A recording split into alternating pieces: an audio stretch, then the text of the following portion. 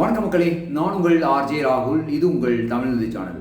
நம்ம தமிழ்நிதி சேனலில் வெகு காலமாகவே வீடியோ பண்ணுறதை தவிர்த்துக்கிட்டே வந்துட்டு இருந்தேன். இன்றைக்கி நான் ஒரு தவிர்க்க முடியாத சூழலில் இந்த வீடியோ பண்ண வேண்டிய கட்டாயம் இருக்குது. இதுக்கு நடுவுலையும் நிறைய கட்டாய சூழல்கள், நிறைய வீடியோக்கள், கண்டிப்பாக பேச வேண்டிய விஷயங்கள் நிறைய இருந்தது.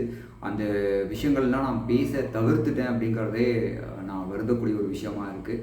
அதுக்காக நான் முதல்ல மன்னிப்பு கேட்டுக்கிறேன். ஏன்னா எவ்வளோ பேர் பேசுகிறாங்க, நீ பேசி என்ன ஆக போகுது அப்படின்னு நீங்கள் கேட்கலாம்.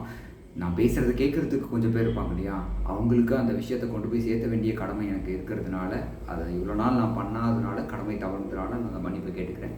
இன்றைக்கி அப்படி என்ன தேவை வந்தது, எதுக்காக இந்த வீடியோ பண்ணுறேன் அப்படின்னு கேட்டிங்கன்னா, வெகு காலத்துக்கு முன்னாடி நம்ம சேனலில் சாத்தான்குளத்தில் ஒரு கஸ்டோடியல் டெத், அதாவது காவல்துறை கைது விசாரணைக்காக அழைத்து செல்லப்பட்ட தந்தையும் மகனும் இருவருமாக அழைத்து செல்லப்பட்டவங்க காவல் நிலையத்தில் வைத்து அடித்து கொள்ளப்பட்ட அந்த வழக்கை பற்றி நம்ம பேசியிருந்தோம். அதே மாதிரி அதை விட கொடூரமான ஒரு வழக்கு இப்போ நடந்திருக்கு.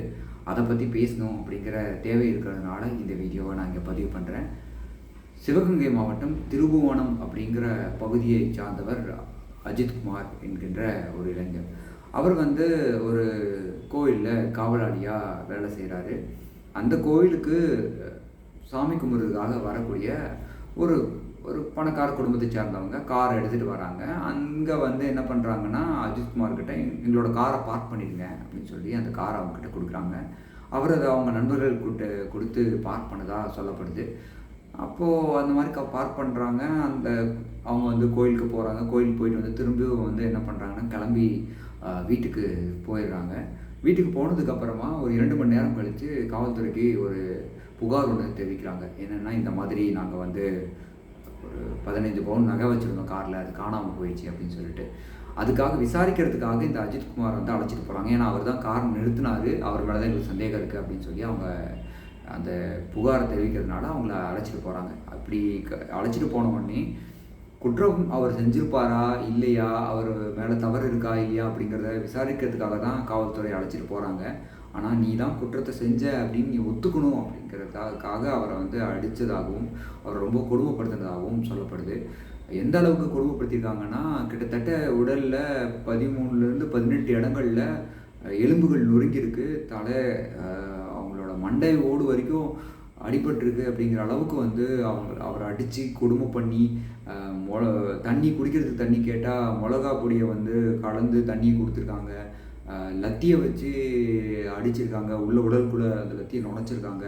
இப்படி நம்ம இதெல்லாம் ஏதோ ஒரு திரைப்படத்தில் பார்த்த மாதிரியே இருக்கும். அது ஜெய்பீம் படத்தில் நீங்கள் பார்த்த அதே காட்சிகளை, அதே கொடுமையை அதை விட மிக மோசமாக நிஜத்தில் நிகழ்த்தியிருக்காங்க. இதுக்காக அவங்கள ரொம்ப அடித்து கொடுமைப்படுத்தி கடைசியாக ஆமாம் நான் தான் பண்ணின ஒரு அடி தாங்க முடியாமல் ஒத்துக்கிட்டு, கோயிலுக்கு பின்னாடி நான் வச்சுருக்கேன் அந்த நகையை அப்படின்னு சொல்லி அவர் பொய்யா ஒத்துக்கிறாரு. அங்கே கூப்பிட்டு போய் பார்த்தா கோயிலுக்கு பின்னாடி அந்த நகை இல்லை. உடனே அங்கேயே வச்சு அடிக்கிறாங்க. ஆல்ரெடி மிக அதிகமான அடியை தாங்கி அவருக்கு வலிப்புலாம் வந்திருக்கு. அதை மீறி திரும்பவும் அடிக்கவும் அவருக்கு அவர் அதே இடத்துல இறந்துடுறாரு. அங்கே இருக்கிறவங்கள வச்சு ஆட்டோவில் ஏற்றி அவரை ஹாஸ்பிட்டலுக்கு கூப்பிட்டு போகிறாங்க. அங்கே போனால் அவர் இறந்துட்டார். பாத்ரூமில் வலிக்கு விழுந்து, வழக்கம் போல் பாத்ரூமில் வலிக்கு விழுந்து இறந்துட்டார் அப்படின்னு சொல்லி இந்த வழக்கை முடிக்கிறாங்க. அதுக்கு பின்னாடி அது இல்லை, நான் பார்த்தேன் எங்கள் அண்ணன் அடித்தார் அப்படின்னு சொல்லிட்டு அவரோட தம்பி இதை எடுத்துகிட்டு வரும்போது தான் இது புகாராக ஆகுது. இன்றைக்கி நீதிமன்றத்தில் நீதிபதிகள் மிக கடுமையாக விமர்சனங்களை எழுப்பியிருக்காங்க. அது யார் உங்களுக்கு அதிகாரம் கொடுத்தது அடிக்கிறதுக்கு அப்படிங்கிற மாதிரி நிறைய கேள்விகளை கேட்டிருக்காங்க. இதெல்லாம் எல்லாருக்கும் தெரிஞ்ச விஷயம் தானே. இதுக்கு எதுக்கு நீ ஒரு வீடியோ பண்ணி பேசிகிட்டு இருக்க அப்படின்னு கேட்டால், இதுக்கெல்லாம் யார் காரணம் அப்படிங்கிறத பேசணும் அப்படின்னு நான் நினைக்கிறேன். இதுக்கெல்லாம் யார் காரணம்னா நம்ம தான். நம்ம எப்படி இதுக்கு காரணமாக முடியும்? யாரோ ஒருத்தவங்க ஒரு வழக்கில் கைதாகும்போது அவங்கள கைது பண்ணி காவல் நிலையத்துக்கு அழைச்சிட்டு போகும்போது, அடுத்த நாள் அவர் கட்டு போட்டு அவரை கை உடஞ்சிருச்சு, பாத்ரூமில் வலிக்கு விழுந்து கட்டு போட்டு வராரு அப்படின்னோடனே காவல்துறை சிறப்பாக செயல்பட்டு நடவடிக்கை எடுத்துட்டாங்க பாருங்கள். இந்த மாதிரி இவங்கெல்லாம் கூட்டு போய் பாத்ரூமில் வலிக்கு விழ வைங்க, எல்லாருக்குமே கையில் கட்டு போட்டு அனுப்புங்க, அந்த மாதிரியான பதிவுகளெல்லாம் நான் நிறைய பார்த்துருக்கேன்.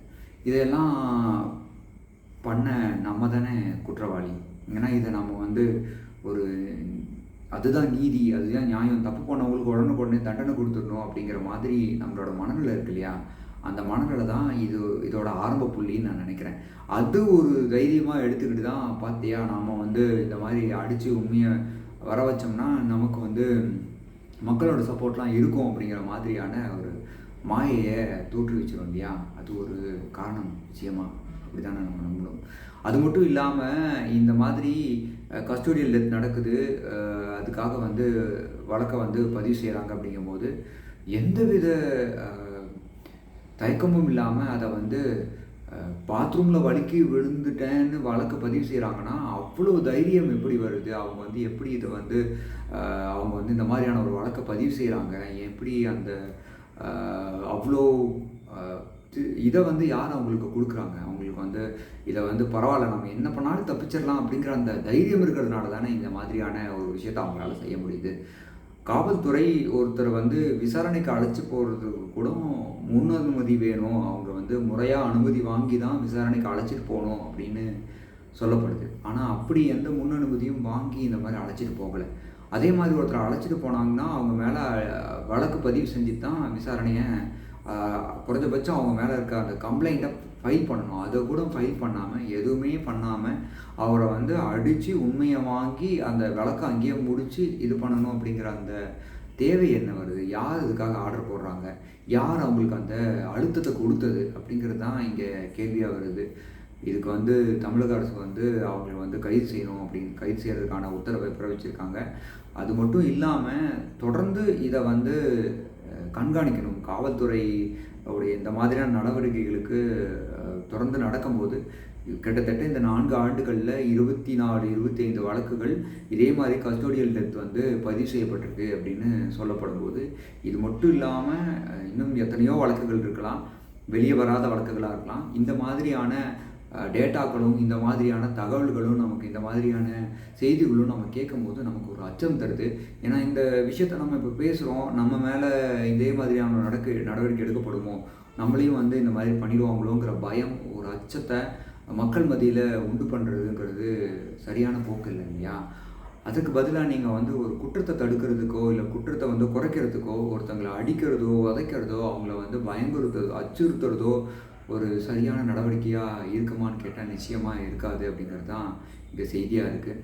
அது மட்டும் இல்லாமல் இது போல் நிறைய வழக்குகளில் நம்ம வந்து ஒரே பேட்டர்னாக பார்க்குறது என்னென்னா, குற்றத்தை ஒத்துக்க வைக்கணும். அவங்கள வந்து எப்படியாச்சும் குற்றத்தை ஒத்துக்க வைக்கணும், அவ்வளோதான். மற்றபடி வந்து அவங்க நிஜமாலுமே குற்றம் பண்ணாங்களா இல்லை குற்றம் பண்ணுறதுக்கான முகாந்திரம் இருந்ததா அப்படிங்கிற எந்த யோசனையும் இல்லாமல் நடவடிக்கை எடுக்கப்படுதோ அப்படிங்கிற அச்சம் வருது. எல்லா காவல்துறையினரும் இப்படி பண்ணுறாங்களா அப்படின்னு கேட்டால் நிச்சயமாக இல்லை. இதே காவல்துறையில் நல்ல காவல்துறை அதிகாரிகளும் இருப்பாங்க. அந்த காவல்துறை அதிகாரிகளை நம்ம மதிக்கிறோம் தான். அதுக்காக நம்ம வந்து இந்த மாதிரியான தவறுகளை நம்ம பார்த்தும் பார்க்காம இருக்கணும், பேசக்கூடாது அப்படின்னு நம்ம வந்து எடுத்துக்க முடியாது இல்லையா? இதுக்கு நம்ம வந்து அரசு மட்டும்தான் காரணம் அப்படின்னு நம்ம சாட முடியாது. ஏன்னா ஒவ்வொரு தனி மனிதனும், ஒவ்வொரு காவல்துறையில் இருக்கக்கூடிய ஒவ்வொரு காவலர்களும் சக மனிதனாக, காவல்துறை உங்கள் நண்பன் அப்படிங்கிற அந்த பதிவை எழுதி வைக்கிறதுக்கு பதிலாக உண்மையான நண்பனாக நடந்துக்கிட்டிங்கன்னா எங்களுக்கு ரொம்ப மகிழ்ச்சியாக இருக்கும். அதுதான் இங்கே நான் வேண்டி கேட்டுக்கிறேன். இன்னொரு உயிர் வந்து இந்த மாதிரி ஒரு பெரிக்ஸோ இந்த மாதிரியான அஜித்குமாரோ திரும்பவும் தொடர்ந்து இறந்துக்கிட்டே இருக்கக்கூடாது அப்படிங்கிறது தான் இங்கே வேண்டுகோளாக இருக்குது. அதுதான் நான் பதிவு செய்யணும்னு ஆசைப்பட்ட ஒரு விஷயம். இந்த காணொலியின் மூலமாக நான் உங்களுக்கு சொல்லக்கூடிய செய்தி என்னென்னா, ஒருத்தரை அடிக்கிறதோ ஒருத்தரை துன்புறுத்துறதோ ஒருத்தவங்க வந்து குற்றம் சுமத்தப்பட்டவருங்கிறதுக்காகவே அவங்க வந்து தண்டிக்கப்பட வேண்டியவர் அப்படிங்கிற அந்த மனநிலை இருக்கு இல்லையா? அந்த மனநிலையை உங்களோட மனதிலிருந்து முதல்ல நீக்குங்க. குற்றம் சுமத்தப்பட்டவங்க எல்லாரும் குற்றவாளி கிடையாது. அப்படியே குற்றவாளிகளாக இருந்தாலும் முறையான தண்டனை தான் ஒரு சரியான முடிவாக இருக்கும். அதுக்கு பதிலாக இந்த மாதிரி அடித்து துன்புறுத்துறது, கொடுமைப்படுத்துறதெல்லாம் எந்த வகையிலையும் அதுக்கு சரியான தீர்வாக இருக்காது, சரியான நடவடிக்கையாகவும் இருக்காது. அது காவல்துறை எந்த அளவுக்கு மனதில் வச்சுக்கணுமோ அதே அளவுக்கு நம்மளும் மனசில் வச்சுக்கணும்.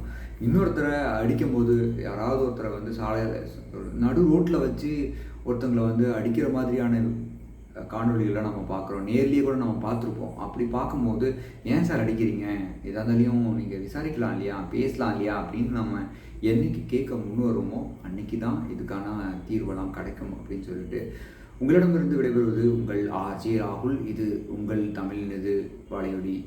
இந்த தமிழ்நிது சேனலில் தொடர்ந்து இனி காணொளி பதிவு செய்கிறதுக்கு முயற்சி பண்ணுறேன். இந்த காணொளி ரொம்ப முக்கியமான காணொளி அப்படிங்கிறத நான் நம்புகிறேன்.